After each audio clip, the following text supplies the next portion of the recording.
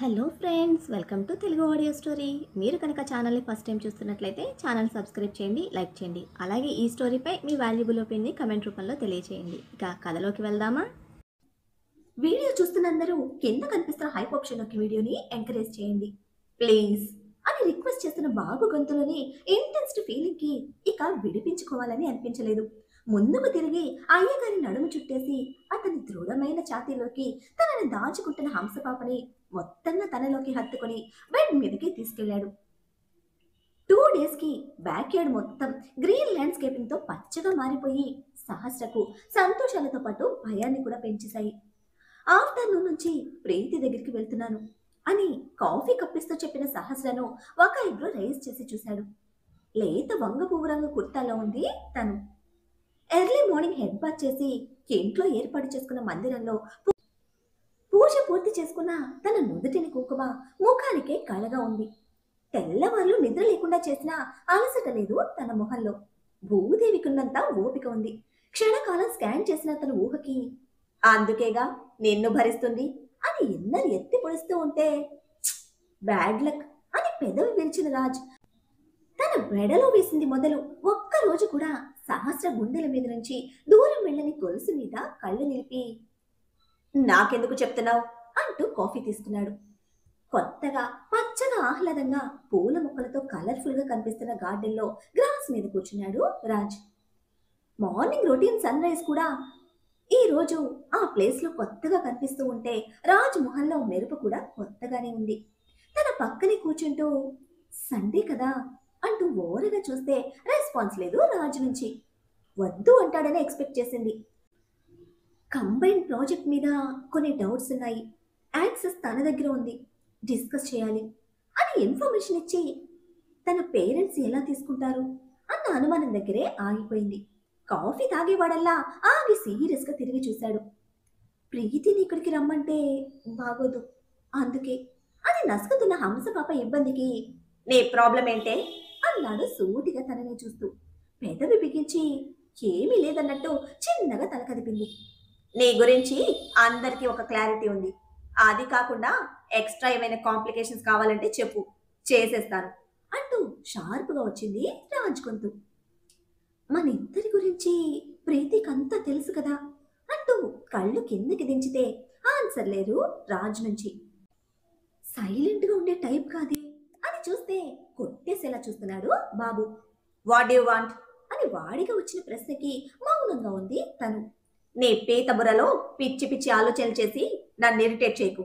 Work గురించి వెళ్ళడం okay, but నా మూడ్ స్వింగ్స్ గురించి నేను ఎవ్వరితో డిస్కస్ చేయను. నాకు ఈరోజు ఇలా ఉండాలనిపించింది ఉంటాను, చేయాలనిపించింది చేసేస్తాను, నెక్స్ట్ డే మరోలా అనిపిస్తుంది చేసేస్తాను. ఇప్పుడు నీతో బాగుంది ఉంటున్నాను, రేపు ఇది ఉండదు, ఇంకొకరితో బాగుంటుంది తెచ్చి పెట్టుకుంటాను. పక్కనే ఉంటున్నావు కాబట్టి నీకు తెలుస్తుంది. ప్రతి ఒక్కరికి షేర్ చేయాల్సిన అవసరం లేదు. నేను మెయింటైన్ చేసిన గర్ల్స్ లిస్ట్ దానికి తెలుసు, నేను చెప్పినంత వరకే. బట్ మన రిలేషన్లో ఏం జరుగుతుందో దానికి తెలియదు, తెలుసుకోవాల్సిన నెసెసిటీ దానికి లేదు. ఆంటీ అంకుల్ దగ్గర డిస్కస్ చేసే టైప్ కూడా కాదు. నా దగ్గర అందరికీ ఒక లిమిట్ ఉంటుంది అంటూ క్లోజ్గా వచ్చి ఇంక్లూడింగ్ యూ అని పాయింట్ చేస్తున్న రాజ్ హార్ట్ ఎక్స్ప్లెనేషన్కి ఏ భావం లేదు సహస్రలో. నీ లిమిట్స్ క్రాస్ చేసి నన్ను ఇరిటేట్ చేయకు. నీకు చెప్పకుండా మనిద్దరి మధ్య బ్రేకప్ రాదు. నీకన్నా బాగా నా గురించి ఇంకెవ్వరికీ తెలీదు. ఎక్కువగా చెంచకుండా ఓపెన్ మైండ్తో నీ వర్క్ ఫినిష్ చేసుకో అని ఆర్డర్ వేసిన బల్బు బాబు కప్పు పక్కన పెట్టి గ్రాస్ మీద పడుకున్నాడు. ఇంకా అడగడానికి చెప్పడానికి సహస్ర దగ్గర ఏమీ లేదు. చిన్నగా మొదలైన అనుమానానికి భయానికి ఫుల్గా క్లారిటీ ఇచ్చేయడంతో పాటు మళ్ళీ తన మనసు గాయపరిచాడు. లేచి వెళ్ళిపోతూ ఉంటే స్టే విత్ మీ అని హంసపాప పర్మిషన్ అక్కర్లేదన్నట్టు చేయి పట్టుకుని లాగి మీద పడిన తనని సైడ్కి ఒక హ్యాండ్తో సెట్ చేసుకుంటుంటే నేను వెళ్ళాలి అంది. ఆ క్షణం దూరంగా ఉంటేనే బాగుంటుంది అని. వెళ్ళేది మధ్యాహ్నం కదా అంటూ చూసిన అయ్యగారికి కోపం బాధ రెండు పోటు పెడుతూ కనిపించాయి సహస్ర కళ్ళలో. ఒక కార్నర్ నుంచి సహస్ర ముఖం మీద పడుతున్న సూర్యకాంతికి మెరుస్తున్న ఎర్రటి తన కళ్ళలో ఆ ఫీలింగ్ పట్టనట్టే ఏ క్లైమేట్ కి నువ్వు పక్కనే ఉంటే బాగుంటుంది అని సున్నితంగా చంపలను పట్టి ఫోర్ హెడ్ మీద కిస్ చేస్తే బ్రేక్ఫాస్ట్ ప్రిపేర్ చేయాలి అంది కొట్టాలనిపిస్తున్న కోపంతో అయ్యగారిని వెనక్కి తోస్తూ. చేయొచ్చులే అని నిర్లక్ష్యంగా చెప్పి హెడ్ ఆకాశానికి స్ట్రైట్ గా పెట్టి కళ్ళు మూసుకున్నాడు. అంత నీ ఇష్టమేనా అని తిడుతున్నా గాని బాబు నుంచి రెస్పాన్స్ లేదు. అదే కోపంతో రాజ్ చేతి మీదకి తల చేర్చి నెమ్మదిగా తన నడుము చుడుతున్న హంసపాప చేతి స్పర్శకి సహస్ర చుట్టూ హ్యాండ్స్ టైట్ చేస్తున్న అయ్యగారిలో ఒక సాటిస్ఫాక్షన్ ఫీల్. ఎందుకు అడ్జస్ట్ అవుతున్నావు అని మైండ్ గోల పెడుతూ ఉంటే దానికి ఆన్సర్ చెప్పలేని కోపం రాజు మీద చూపిస్తోంది సహస్ర. అలా ఉన్నంతసేపు తిడుతూనే ఉంటే మార్నింగ్ సుప్రభాతంలా మన బలుపు బాబు ఇష్టంగా వింటున్నాడు. లక్కీ ఫెలోవిరా అని ఇన్నర్ మళ్ళీ ఎత్తి పొడుస్తూ ఉంటే ఆయనో అంటున్న బాబు లిప్స్ మీద ఒక యాటిట్యూడ్ స్మైల్. క్యూటీ బేబీ నిద్ర లేచేసరికి రూమ్ లో కనిపించారు అమర్నాథ్. బెడ్ మీద కూర్చుని ఆయన ఒడిలోకి చేరుతూ గుడ్ మార్నింగ్ డాడ్ అంటూ కుక్క పిల్లలా మళ్ళీ ముడుచుకుంది క్యూటీ. గుడ్ మార్నింగ్ బేబీ అని విష్ చేసి నీతో మాట్లాడాలిరా అంటుంటే చెప్పు డాడీ అంటూ మరింత మునగ తీసుకుంది. ఇలా కాదు, ఫ్రెష్ అయ్యిరా, వెయిట్ చేస్తాను అనడంతో ఇంపార్టెంట్ మ్యాటరా అంటూ లేచి కూర్చున్న క్యూటీ బేబీ అమర్నాథ్ గారి ఫేస్ ఎక్స్ప్రెషన్ కి వాష్రూమ్ కి వెళ్ళింది. కాసేపటికి వచ్చిన తనకు మిల్క్ గ్లాస్ ఇస్తూ నిన్న ఎక్కడికి వెళ్ళావు అని అడిగితే జరిగింది చెప్తూ మిల్క్ కంప్లీట్ చేసింది. ఫ్యూ డేస్ నువ్వు అభికి దూరంగా ఉండాలిరా అంటుంటే ముఖం అదోలా పెట్టి వై డాడీ, మమ్మీ సీరియస్ అయిందా అని డౌట్గా అడిగింది. నో బేబీ, నీ మ్యారేజ్ డేట్ ఫిక్స్ అయిందని జయదేవ్ గారికి కాల్ చేసి చెప్పినప్పుడు ఆయన సరిగ్గా రెస్పాండ్ అవ్వలేదు. బట్ 2 days బ్యాక్ ఆఫీస్కి రమ్మని ఫోన్ చేస్తే వెళ్ళాను. అప్పుడే విషయం తెలిసింది. నీ మ్యారేజ్ డేట్ రాజ్ తిరిగి జైలుకి రిపోర్ట్ చేసే డేట్ 2 ఒకటేరా. నెక్స్ట్ మంత్ 8 రాజ్ తిరిగి జైలుకి వెళ్తున్నాడు అని చెప్పారు. నిజం వింటున్న క్యూటీ మొహంలో ఆలకపోయి బాధ భయం చేరుతూ తెల్లగా పాలిపోయింది. అంత పెద్ద తప్పు అన్నయ్య ఏం చేశాడు డాడీ? అన్నయ్యకి కోపం ఎక్కువే. ఎవరికి లేని ఒక స్టైల్ అల్లరి అన్నయ్యకి మాత్రమే ఉంటుంది. అందరూ కావాలి తనకి. పెద్దమ్మ పెద్దనాన్న అందరూ చాలా మంచి వాళ్ళు చాలా బాధపడుతున్నారు డాడీ. నా రౌడీ బేబీ కూడా చాలా టెన్షన్ పడుతున్నాడు. జైలుకి వెళ్లకుండా ఆ ప్రాబ్లం క్లియర్ అవ్వదా అని సాడ్ ఫేస్తో అడిగితే నీ గురించి టెన్షన్ పడుతున్న నాకు జయదేవ్ గారు ఒక సెక్యూరిటీ అయితే ఇచ్చారు. బట్ ఇదంతా నేను అడగలేకపోయాను. అభితో మాట్లాడాలని ట్రై చేశా. బట్ వాడు అసలు రెస్పాండ్ అవ్వలేదు. అందుకే వాడి అసిస్టెంట్ని ఆఫీస్కి పిలిపించి మాట్లాడాను. ముందు చెప్పడానికి ఇష్టపడలేదు. బట్ జయదేవ్ గారిని కలిశాను అని చెప్పాక వాడు నిజం చెప్పాడు అని అమర్నాథ్ గారు తెలుసుకున్నది చెప్తూ ఉంటే నమ్మడానికి సిద్ధంగా లేని క్యూటీకి కన్నీళ్లు ధారకట్టాయి. రాజ్ తిరిగి రాకపోవచ్చంటున్నారు. నిజాలు ఆ భగవంతుడికి తెలుసు అని కష్టంగా చెప్తున్న తండ్రిని ఏడుస్తూ చుట్టేసింది క్యూటీ. అన్నయ్య విషితను ఖచ్చితంగా చంపున్నాడు. అన్నయ్య చాలా మంచివాడు డాడీ. వాళ్ళందరి మధ్య బాండింగ్ చాలా బాగుంది. నేను చూశాను డాడీ. మీరేదో ఒకటి చేయండి, ఇదంతా అబద్ధం అంటూ ఏడుస్తూ బాధపడుతున్న క్యూటీని సముదాయించడం తప్ప మరొకటి చేయలేని పరిస్థితి అమర్నాథ్ గారిది. నెమ్మదిగా తమ చేతుల్లో లేని పరిస్థితి గురించి కూతురికి వివరించి అది ఆ ఫ్యామిలీ గొప్పతనం. నీ ప్రేమ గురించి నాకు 1 side లవ్ అని భయం ఉండేది. జస్ట్ అలా సీరియస్గా నిలబడితే చాలు మీ మమ్మీ భయపడుతుంది. బట్ వాళ్ళది యూజ్ చేసుకోలేదు. జనరేటర్ బ్లాస్ట్ చేసి వాడికి నీ మీద ఎంత ప్రేమ ఉందో తెలిసేలా చేసి నా భయం పోగొట్టాడు. అప్పటి వరకు నీలో ఉన్న చిన్న చిన్న భయాలు కూడా పోయాయి కదా అని నిబ్బరంగా అడుగుతున్న అమర్నాథ్ గారికి ఏడుస్తూనే అవునని చెప్పింది క్యూటీ.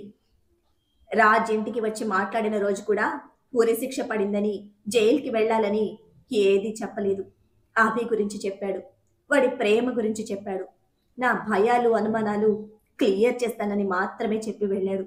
నేను ఇప్పటి వరకు నా జీవితంలో చాలా మందిని చూశాను. చాలా different characters, different emotions face చేశాను.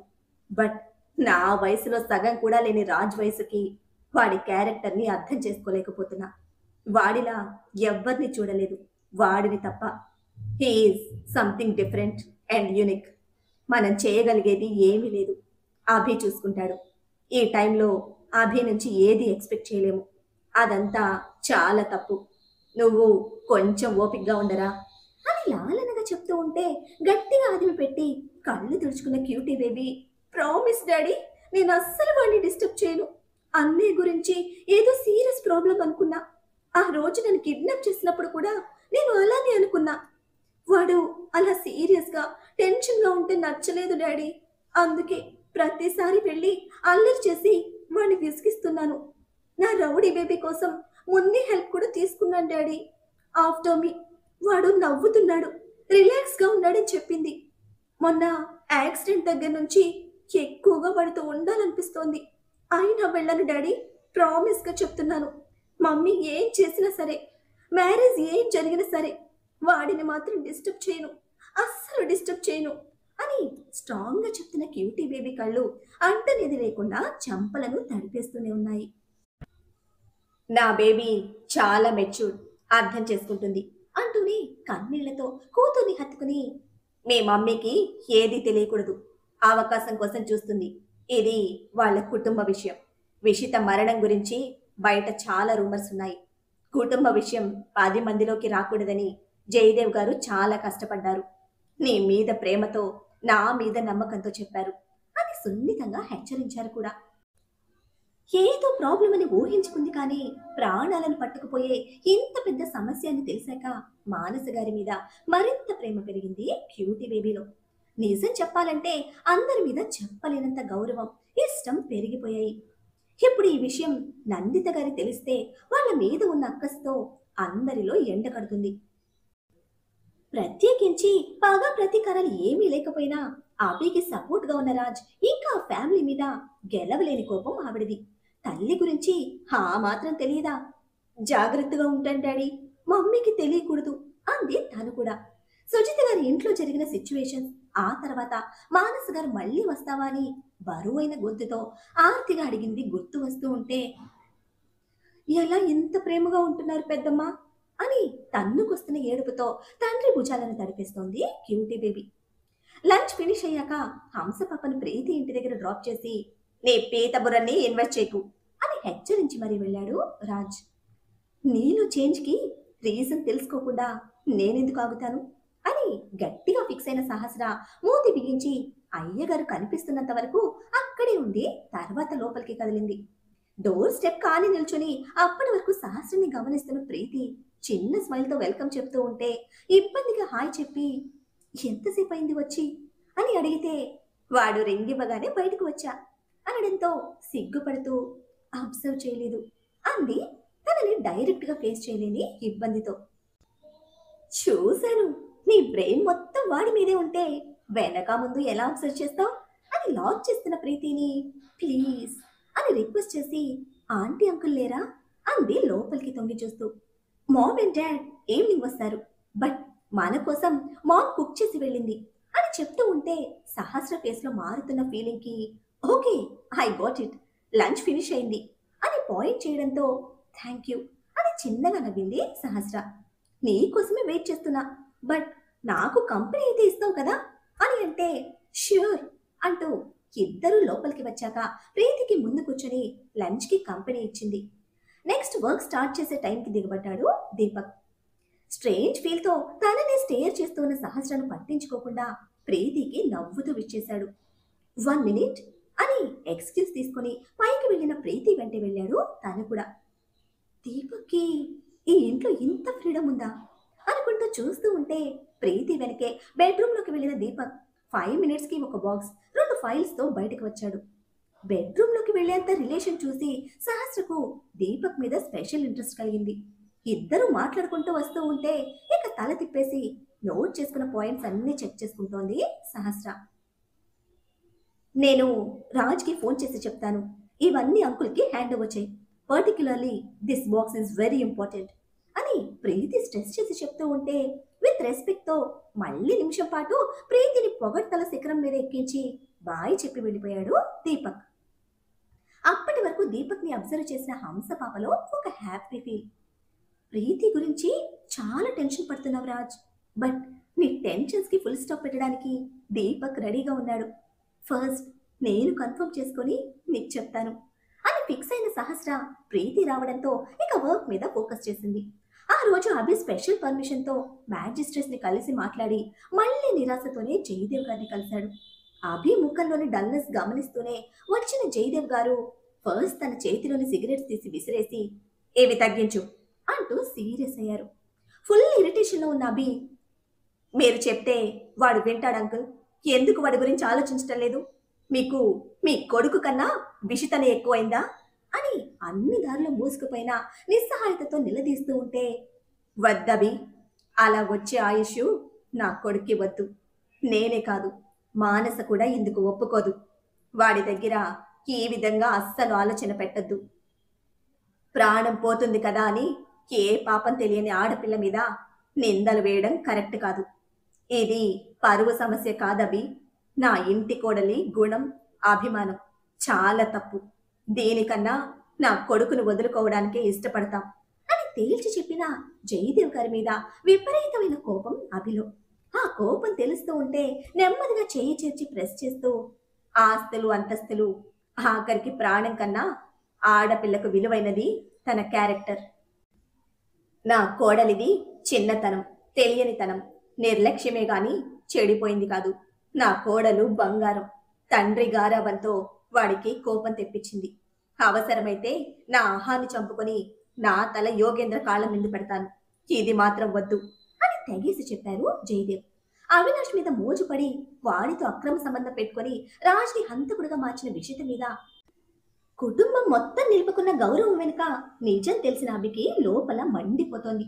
ఇదేమీ తెలియని యోగేందర్ కూతుర్ని కిరాతకంగా చంపేశాడని రాజు మీద అడ్డమైన కేసులు పెట్టి కావాలని కూతుర్ని చంపాడంటూ ఉరిశిక్ష పడేలా చేశాడు.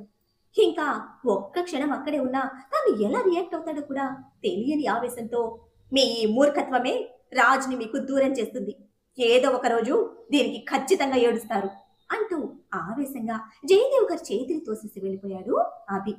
వాళ్ళ కోసమే స్నాక్స్ తెస్తున్న మానస గారు ఎర్రబడ్డ అభి ముఖం గమనించి పిలుస్తూ ఉన్నా పట్టించుకోకుండా ఆవిడను దాటి పెద్ద పెద్ద అడుగులతో ముందుకు వెళ్ళిపోయాడు. ఏమైందండి, రాజ్ లోపలే ఉన్నాడు, కనీసం పిలుస్తున్నా పట్టించుకోకుండా వాణ్ణి కలవకుండా అంత కోపంగా వెళ్ళిపోతున్నాడు, మీరేమైనా అన్నారా అని భర్త మీద అనుమానం చూపారు మానస. రాజ్ లోపలున్నాడనే ఇక్కడ నన్ను కలిసి హిట్ నుంచుటే వెళ్ళిపోతున్నాడు, వాడు ఏదో వర్క్ టెన్షన్లో ఉన్నాళ్లే, రేపు మాట్లాడతాను అంటూ లోపలికి తీసుకువెళ్లారు. మళ్ళీ ఆకాశంలో పౌర్ణమి విరిసింది. గత పున్నమికి జరిగిన డిస్కషన్ గుర్తు తెచ్చుకుంటూ సన్నగా పడుతున్న చినుకుల కింద నిండు చంద్రుని చూస్తున్న హంసపాప బుగ్గలు మాత్రం ఎర్రటి మందరాలే. ఫుల్ చెలసి వాడికి, నిన్ను చూస్తేనే ఒప్పుకొనన్నాడు, ఇప్పుడేమో ఇలా ఒంటరిగా వదిలేసి ఆంటీ దగ్గర కూర్చున్నాడు, స్టార్ట్ అయ్యి ఉంటాడు, ఇలా నీకు సైట్ కొడుతూ చూస్తే మాత్రం ఫుల్ ఫైర్ అవుతాడు అని బలుపు బాబు గురించి చందమామతో చేస్తున్న చర్చలకు బ్రేక్ వేసింది క్యాథరిన్ నుంచి వచ్చిన కాల్. లిఫ్ట్ చేసి గుడ్ మార్నింగ్ క్యాథీ అని హార్ట్ఫుల్ గా విష్ చేసింది సహస్ర. గుడ్ ఈవినింగ్ మ్యామ్ అని రిటర్న్ విష్ చేసి, బిజీగా ఉన్నారా అని అడిగితే, నో లీజర్గా ఉన్నాను, యాక్చువల్గా చెప్పాలంటే మీ మెంటల్ సార్ కోసం వెయిట్ చేస్తున్నాను అని చెప్తే నవ్వింది తను. క్యాథరిన్ బాబు గురించి ఫ్యామిలీ గురించి అడిగితే అందరూ బాగున్నారు మ్యామ్ అంటూ కాసేపు అలాగే పర్సనల్స్ మాట్లాడిన తర్వాత ప్రీతి మ్యామ్ ఇక్కడికి వచ్చారు అనడంతో షాక్ అయింది సహస్ర. మరి రాజ్ తిరిగి కోర్టుకి రిపోర్ట్ చేయాల్సిన ఈ టైంలో ప్రీతి ఎందుకు యుఎస్కి వెళ్ళింది? రాజ్ని కాపాడే ప్రయత్నంలో అనీష్ గురించి తెలుసుకోవడానికా? అసలు ప్రీతి మనసులో ఉన్న ఆలోచన ఏమిటి? అవినాష్ ఎంత డేంజర్గా మారిపోయాడో స్వయంగా రుచి చూసినా తన ఆలోచన ఏమిటిప్పుడు? ప్రీతి యుఎస్కి వెళ్ళిందని రాజ్ అభిలకు తెలుసా? ప్రస్తుత పరిస్థితిలో రాజ్ని సిచ్యువేషన్ నుంచి బయటపడేయగలిగేది ఎవరు? ఏం జరగబోతోంది తెలుసుకోవాలంటే నెక్స్ట్ ఎపిసోడ్ని ఫాలో చేయండి. అలానే ఈ ఎపిసోడ్ని లైక్ చేయడం మాత్రం మర్చిపోకండి. Bye friends.